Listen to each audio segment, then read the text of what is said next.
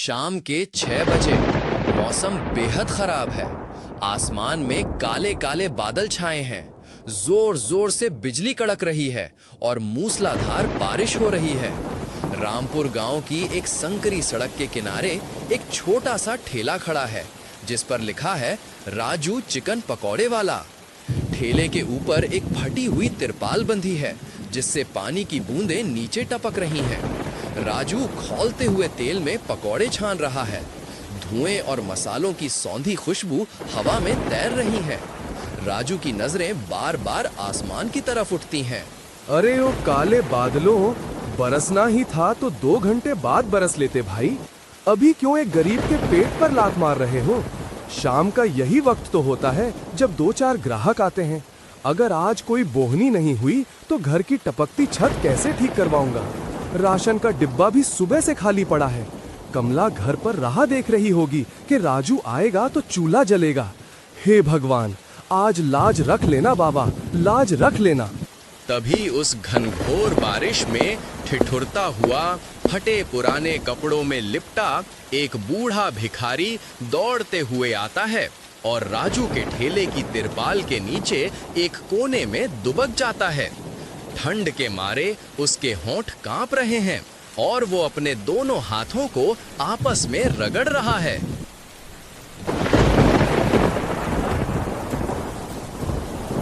अरे बाबा, इतनी कड़कड़ाती ठंड और आफत की बारिश में बाहर क्या कर रहे हो? देखो, तुम तो पूरे भीग गए हो। शरीर थरथर कांप रहा है तुम्हारा। बेटा, सुबह से पेट में अन्न का एक दाना नहीं गया है। इस बारिश ने तो कहीं सिर छुपाने की जगह भी नहीं छोड़ी। बहुत भूख लगी है बेटा, कुछ खाने को दे दो, भगवान तुम्हारा भला करेगा। बाबा, आप फिक्र मत करो। जब तक राजू का ये ठेला खड़ा है, मेरे सामने कोई भूखा नहीं सो सकता। आप बस 2 मिनट रुको, अभी आपके पेट के चूहों को शांत करता हूँ। राजू तुरंत कढ़ाई से गर्मा गर्म कुरकुरे और मसालेदार चिकन पकौड़े निकालता है। उन्हें एक पत्ते के दोने में सजाता है, ऊपर से तीखी हरी चटनी और प्याज डालता है और बड़े आदर से बुजुर्ग की तरफ बढ़ा देता है। लो बाबा, ये गर्मा गर्म चिकन पकोड़े खाओ। इसे खाते ही बदन में थोड़ी गर्मी आ जाएगी और भूख भी भाग जाएगी।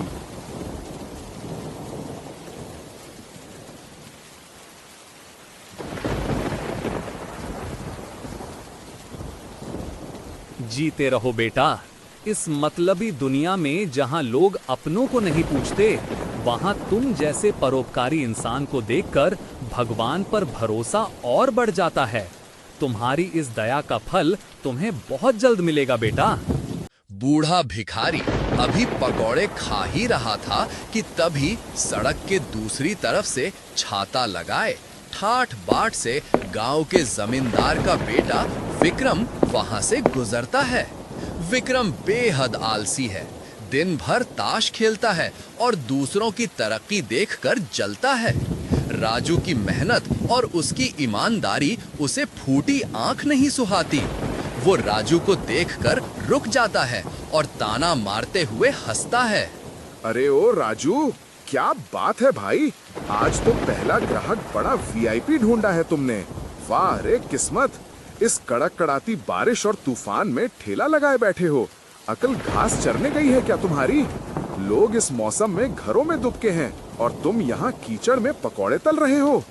विक्रम भाई, पेट की आग और घर की जरूरतें इंसान को मौसम देखकर काम करने की इजाजत नहीं देती। मेहनत करना मेरा फर्ज है, बाकी सब ऊपर वाले के हाथ में है। ऊपर वाले के हाथ में? अरे अपनी दुकान की हालत तो देखो। तुम्हारे ये घटिया चिकन पकोड़े इंसान तो क्या, बस ये रोड पर घूमने वाले भिखारी ही खा सकते हैं। कोई ढंग का अमीर आदमी तो तुम्हारे इस गंदे ठेले के पास थूकेगा भी नहीं। विक्रम भाई, अपनी जुबान को थोड़ा लगाम दो। मेरे पकोड़े कोई भिखारी खाए या कोई राजा, मुझे इस बात से कोई फर्क नहीं पड़ता। भूखा इंसान सिर्फ भूखा होता है, उसकी कोई जात या हैसियत नहीं होती। मैं अपना कर्म कर रहा हूँ, एक भूखे को अन्न दे रहा हूँ। मेरा हिसाब वो ऊपर बैठा भगवान रखेगा। हाँ हाँ, देख रहा हूँ, वो ऊपर वाला भारी बारिश के रूप में तुम्हारी दुकान बंद करवाकर तुम्हें बड़ा तगड़ा फल दे रहा है। बैठे रहो इसी भिखारी के भरोसे, शाम तक 1 रुपया भी जेब में नहीं आएगा। मैं तो चला भाई अपने गर्म कमरे में चाय पीने।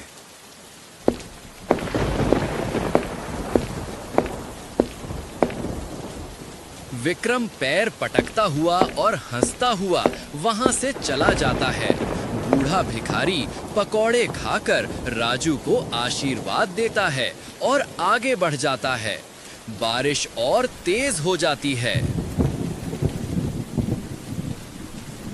राजू उदास मन से अपने ठेले को आगे बढ़ाता है।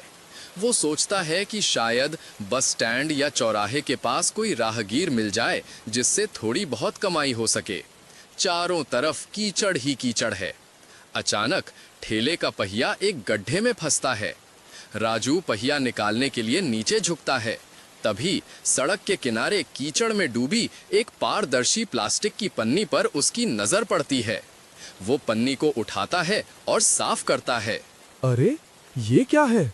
कोई बटुआ तो नहीं लगता? अरे ये तो कोई सरकारी आईडी कार्ड है। और इसके साथ ये क्या है? ढेर सारे सरकारी दफ्तर के जरूरी कागजात और पेंशन के दस्तावेज। राजू आईडी कार्ड पर लगी धुंधली तस्वीर को ध्यान से देखता है और चौंक जाता है। अरे ये तस्वीर तो अपने गांव की उस बड़ी पुरानी कोठी वाले जमींदार दादाजी की है। हे भगवान, ये तो बहुत जरूरी सरकारी कागज हैं।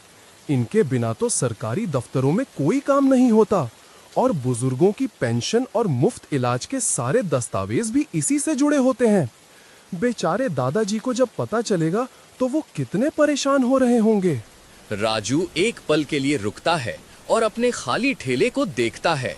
उसके मन में एक बड़ा धर्म संकट खड़ा हो जाता है। पर अगर मैं अभी ये कोठी पर लौटाने गया तो मेरा ये ठेला बंद हो जाएगा। आज की बोहनी भी नहीं हो पाएगी। घर का राशन कैसे आएगा? कमला भूखी बैठी होगी। क्या करूं? पहले पकौड़े बेचूं या पहले ये कार्ड देने जाऊं? राजू अपने दिल पर हाथ रखता है और उसकी अंतरात्मा से आवाज आती है, नहीं राजू, अपनी चंद पैसों की कमाई के चक्कर में किसी बुजुर्ग की लाचारी और परेशानी को अनदेखा मत कर। पैसा तो कल भी कमाया जा सकता है, लेकिन अगर ये कागज गुम हो गए तो वो बुजुर्ग कहीं के नहीं रहेंगे। ऊपर वाला सब देख रहा है, वो मेरी मदद जरूर करेगा।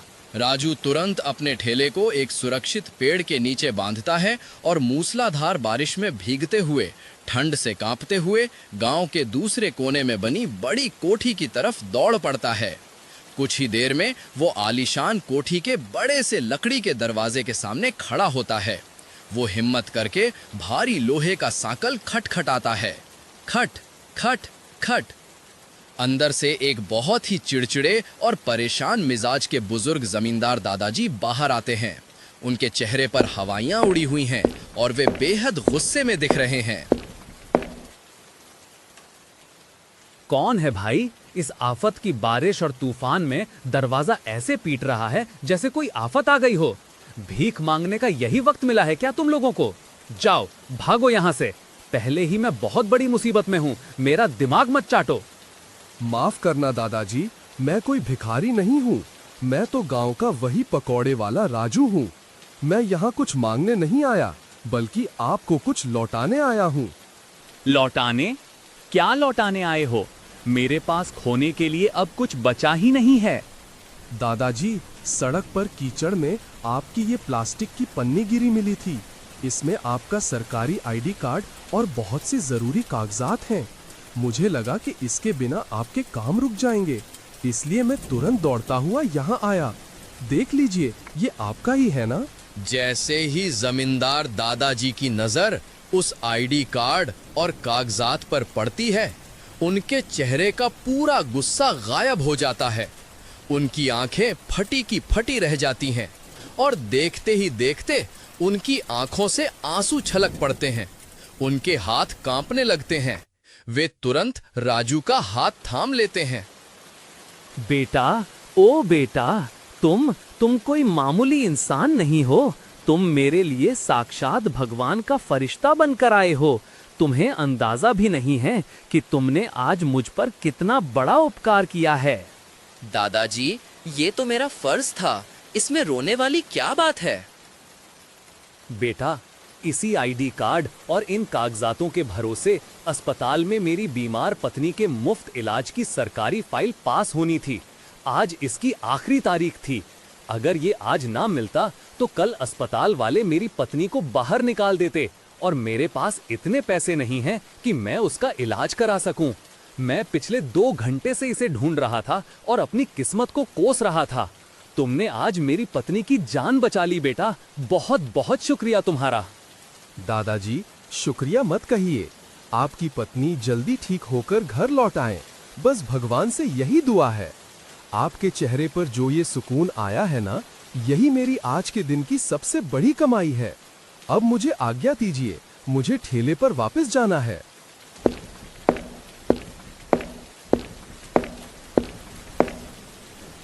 जमींदार दादाजी से विदा लेकर राजू वापस अपने ठेले पर आता है। शाम ढल चुकी है और बारिश थोड़ी थम गई है। राजू अपने ठेले को उस मुख्य चौराहे पर ले आता है जहां से शहर जाने वाली गाड़ियां गुजरती हैं। बारिश रुकते ही मौसम सुहावना हो गया है और कुछ लोग सड़कों पर निकलने लगे हैं। तभी 2 गांव की महिलाएं राहगीर राजू के ठेले के पास आकर रुकती हैं। अरे देखो तो जरा, राजू के ठेले पर कैसे कुरकुरे और लाल लाल चिकन पकौड़े छन रहे हैं। इस कड़क कड़ाती ठंड में तो मन तरस गया था कुछ ऐसा तीखा और गर्मा गर्म खाने को। हाँ भाई राजू, जरा हमारे लिए भी एक प्लेट बढ़िया मसालेदार चिकन पकोड़ा लगा दो। तीखी वाली हरी चटनी और प्याज थोड़ा ज्यादा डालना। हाँ हाँ चाची, अभी लीजिए, एकदम ताजा माल है। मसालों का तड़का ऐसा है कि खाकर आत्मा तृप्त हो जाएगी आपकी। राजू अभी पकोड़े पत्तल पर सजा ही रहा था कि तभी वहां घात लगाए बैठा विक्रम सामने आ जाता है। वो झाड़ियों के पीछे खड़ा होकर सब देख रहा था। राजू की दुकान को फिर से चलता देख उसका खून उबलने लगता है। वो राजू को बर्बाद करने की एक घिनौनी योजना बनाता है। वो तेजी से आगे बढ़ता है और राजू के काउंटर से जबरदस्ती एक पकौड़ा उठाकर मुंह में डाल लेता है। पकौड़ा मुंह में डालते ही विक्रम अचानक अपना पेट पकड़ लेता है। उसकी आंखें बड़ी हो जाती हैं और वो जोर जबरदस्ती से उल्टी करने का, थू थू करने का घिनौना नाटक करने लगता है। छी छी, उबक। अरे चाची, रुक जाओ, मत खाना ये पकोड़े। रुक जाओ, वरना जान से हाथ धो बैठोगी। इस पकोड़े में से तो सड़े हुए मांस की गंदी बदबू आ रही है। मेरा तो दम घुट रहा है। उबक, लगता है इसका चिकन पूरी तरह सड़ चुका है। अरे क्या हुआ विक्रम बेटा, सचमुच उल्टी हो रही है क्या? क्या पकोड़ा सड़ा हुआ है? हाँ चाची, देखो मेरी हालत। मुंह में डालते ही ऐसा लगा जैसे महीनों पुराना सड़ा हुआ और मरा हुआ मांस है। इस लालची राजू ने 2 पैसे बचाने के चक्कर में बाजार से मरा हुआ और सड़ा हुआ चिकन इस्तेमाल किया है। मत खाना चाची, सीधे अस्पताल पहुंच जाओगी। छी रे राजू, धिक्कार है तुझ पर। चंद पैसों के लालच में तू हमें सड़ा हुआ मांस खिलाकर बीमार करना चाहता है। हम तो तुझे बड़ा ईमानदार और सीधा समझते थे। तू तो बड़ा छुपा रुस्तम निकला। अरे नहीं चाची, मेरी बात तो सुनो। भगवान के लिए मुझ पर ऐसा इल्जाम मत लगाओ। मेरा चिकन एकदम ताजा है। मैं रोज सुबह मंडी से खुद देख परख कर लाता हूँ। ये विक्रम सरासर झूठ बोल रहा है। ये सिर्फ मुझे बदनाम करने का नाटक कर रहा है। अब चुप कर ओए लालची। मेरी तबीयत इतनी खराब हो गई, मुझे उल्टियां आ रही हैं और तू इसे नाटक कह रहा है। अच्छा हुआ चाची कि मैंने पहले खाकर देख लिया, वरना आज तो तुम दोनों का राम नाम सत्य हो जाता। चल री बहन, यहाँ से चल। ऐसे पापी के हाथ का खाना हमें नहीं खाना। थू है तेरी कमाई पर राजू।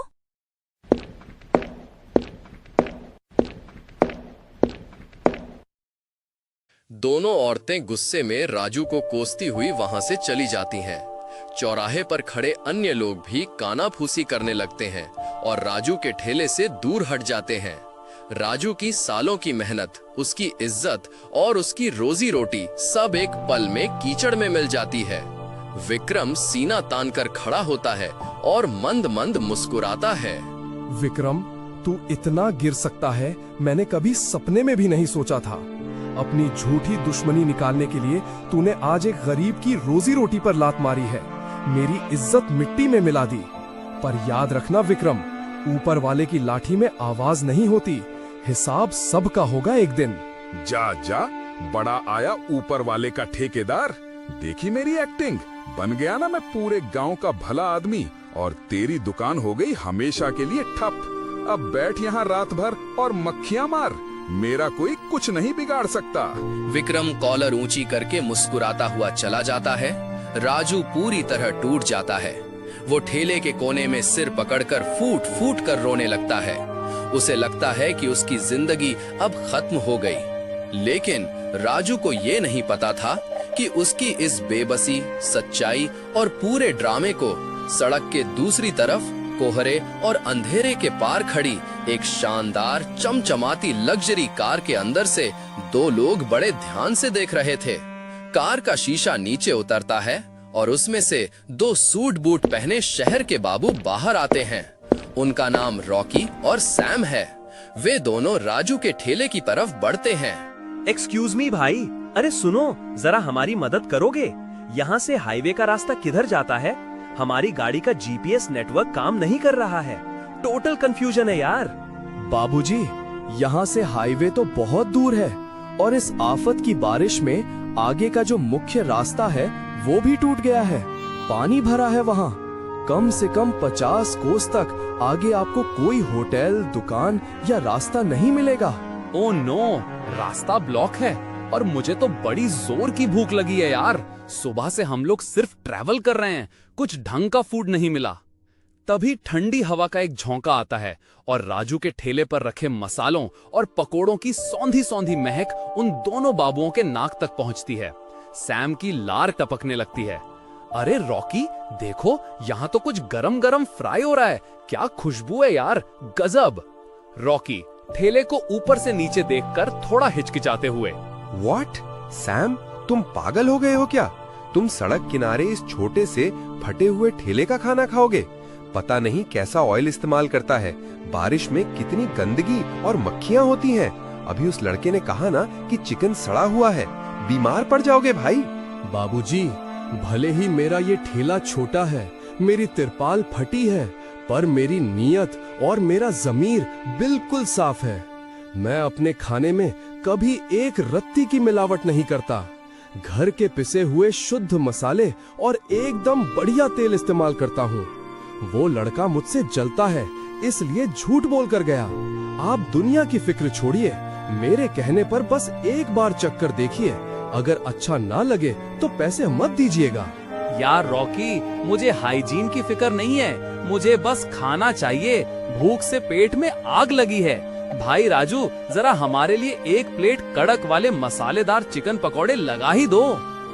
राजू के चेहरे पर उम्मीद की एक किरण जगती है। वो तुरंत कढ़ाई के नीचे आग तेज करता है, साफ कपड़े से प्लेट को साफ करता है और अपनी माँ की बताई गुप्त रेसिपी के मसालों में लिपटा चिकन कढ़ाई के खौलते तेल में डाल देता है। कुछ ही मिनटों में कुरकुरे, सुनहरे और गर्मा गर्म पकौड़े तैयार हो जाते हैं। राजू उन्हें हरी चटनी, नींबू और लच्छेदार प्याज के साथ पत्तल पर सजाकर दोनों बाबुओं को परोसता है। रॉकी और सैम पहला बाइट अपने मुंह में लेते हैं। पकौड़ा चबाते ही दोनों के चबाने की रफ्तार रुक जाती है। दोनों की आंखें फटी की फटी रह जाती हैं। वे एक दूसरे का मुंह देखने लगते हैं। Oh my God, this is absolutely amazing. Rocky, इसे टेस्ट करो। ये तो दिल्ली और मुंबई के बड़े बड़े 5 स्टार होटलों के शेफ से भी कहीं ज्यादा क्रिस्पी, जूसी और टेस्टी है। वाओ, सचमुच क्या स्वाद है। मसालों का ऐसा बैलेंस मैंने आज तक अपनी लाइफ में कभी नहीं चखा। अरे सुनो सैम, हमें जिसकी तलाश थी वो आखिरकार इस छोटे से गांव में मिल गया। आप लोग किस तलाश की बात कर रहे हैं? राजू भाई, मेरा नाम रॉकी है और ये मेरे पार्टनर सैम हैं। हम दोनों शहर के सबसे बड़े इंटरनेशनल फूड फेस्टिवल के चीफ ऑर्गेनाइजर, आयोजक हैं। अगले हफ्ते शहर में बहुत बड़ा कुकिंग कंपटीशन होने जा रहा है, जहां देश विदेश से लोग आ रहे हैं और वहां जीतने वाले को नगद 1 लाख रुपए का इनाम और एक बड़ा सर्टिफिकेट मिलेगा। हाँ राजू, और सुनो, तुम्हें वहाँ इस पूरे जिले के सबसे मशहूर रईस और घमंडी माखन के ढाबे के मालिक माखन से कंपटीशन करना है। हम माखन के घमंड को तोड़ने के लिए किसी ऐसे हुनरबाज को ढूंढ रहे थे जिसके हाथ में असली जादू हो। क्या माखन का ढाबा? अरे नहीं बाबूजी, माखन तो बहुत बड़ा और पहुंच वाला आदमी है। उसका ढाबा पूरे 3 जिलों में मशहूर है। बड़े बड़े वीआईपी लोग वहाँ खाना खाते हैं और उसके पास बड़े बड़े शेफ काम करते हैं। मैं तो एक अदना सा गांव का ठेले वाला हूँ। भला मैं उस घमंडी माखन का मुकाबला कैसे करूँगा? और मेरे पास तो शहर जाने और वहाँ रुकने के पैसे भी नहीं हैं। राजू भाई, पैसे की चिंता तुम बिल्कुल मत करो। तुम्हारी एंट्री फीस, शहर आने जाने का और वहाँ रहने का पूरा खर्च हमारी संस्था उठाएगी। वो माखन अपने पैसों के घमंड में हर छोटे दुकानदार को कीड़ा मकोड़ा समझता है, लेकिन तुम्हारे हाथ के इस देसी स्वाद में वो दम है जो उसके बड़े से बड़े ढाबे के घमंड को चूर चूर कर सकता है। बस तुम अपनी ये कला और अपनी साफ नीयत लेकर वहाँ आ जाओ। कल सुबह हमारी गाड़ी तुम्हें लेने इसी चौराहे पर आएगी। तैयार रहना। सैम और रॉकी राजू को पकोड़ों के पैसे के साथ कुछ एक्स्ट्रा पैसे एडवांस के रूप में देते हैं और मुस्कुराते हुए अपनी कार में बैठकर चले जाते हैं। राजू की आंखों में अब बेबसी के नहीं बल्कि अपने हुनर को साबित करने और अपनी तकदीर बदलने की उम्मीद के आंसू थे। 1 हफ्ते बाद, स्थान शहर का आलीशान इंटरनेशनल फूड फेस्टिवल पंडाल। चारों तरफ रंग बिरंगी जगमगाती लाइटें लगी हैं, बड़े बड़े बैनर लटके हैं। देश भर से आए नामी गिरामी शेफ अपने आधुनिक बर्तनों और मशीनों के साथ तैयार हैं। पंडाल में हजारों दर्शकों और जजों की भीड़ उमड़ी है। पंडाल के काउंटर नंबर 5 पर राजू अपने साधारण बर्तनों, लोहे की कढ़ाई और पीतल के झारे के साथ खड़ा है। उसकी पत्नी कमला भी उसका हौसला बढ़ाने के लिए उसके साथ खड़ी है। वहीं ठीक सामने वाले काउंटर नंबर 6 पर माखन ढाबा का मालिक घमंडी माखन अपने महंगे शेफ कोट, फैंसी टोपी और 4 नौकरों के साथ सीना ताने खड़ा है।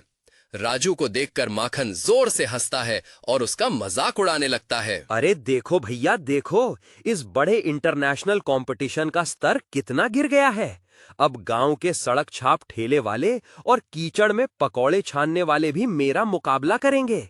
ओए राजू, ये इंटरनेशनल फूड फेस्टिवल है, तेरा वो गांव का गंदा चौराहा नहीं है। मेरे ढाबे के स्वाद के आगे बड़े बड़े अफसर घुटने टेकते हैं।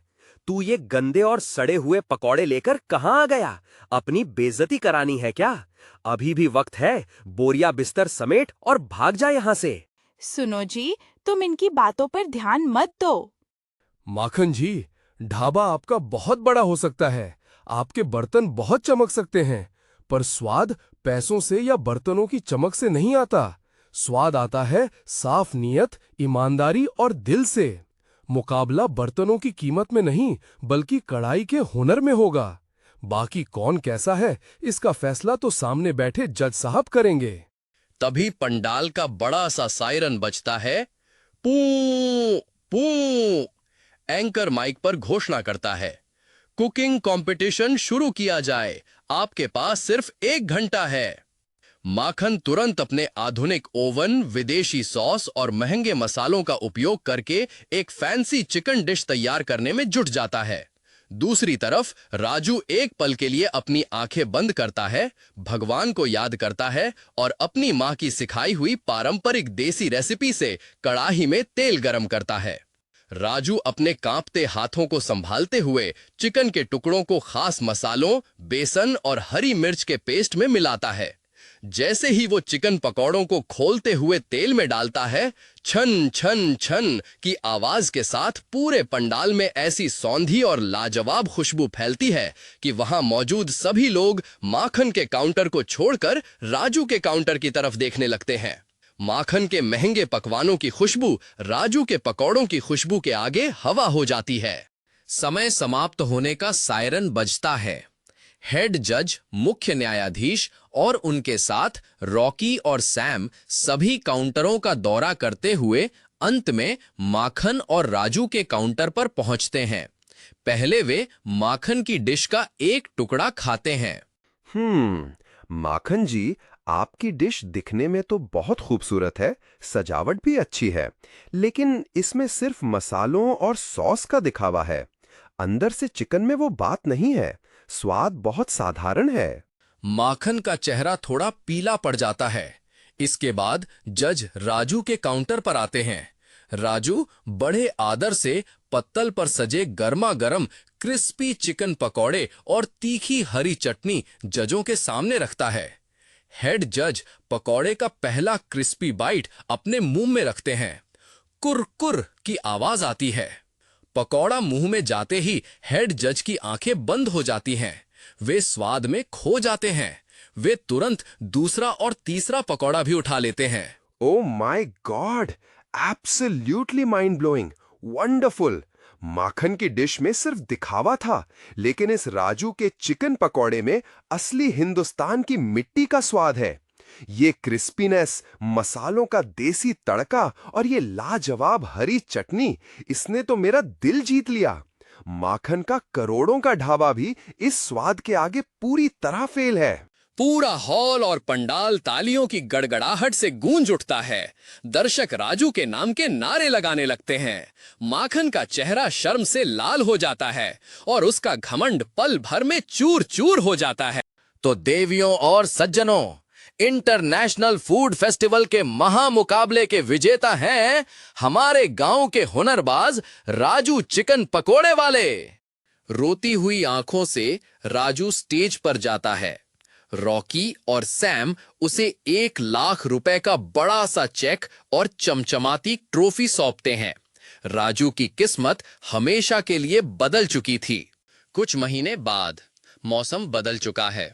बारिश का सीजन खत्म हो चुका है और सर्दियों की शुरुआत है।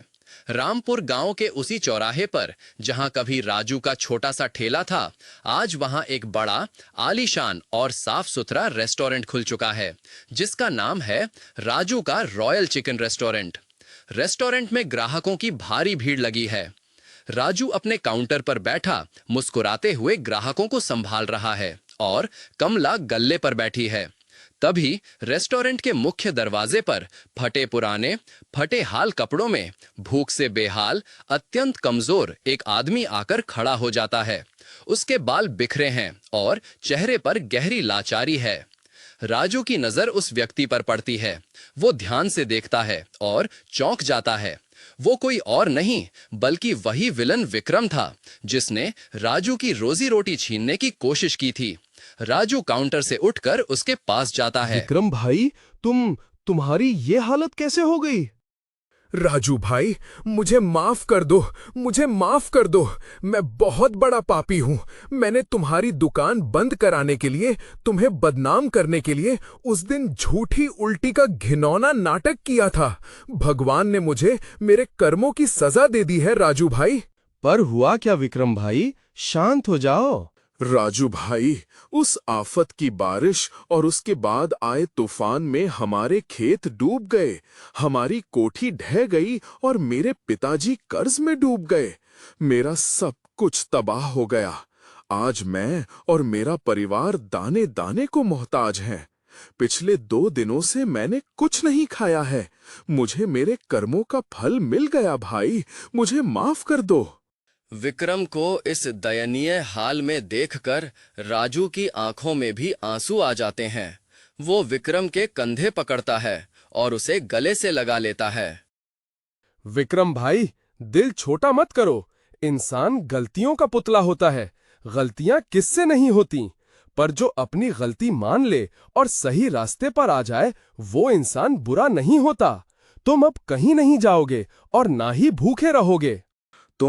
तुम मुझसे नफरत नहीं करते राजू भाई? नफरत कैसी भाई? आज से तुम मेरी इस दुकान के मैनेजर हो। इस रेस्टोरेंट का पूरा हिसाब किताब आज से तुम ही संभालोगे। मुझे तुम पर पूरा भरोसा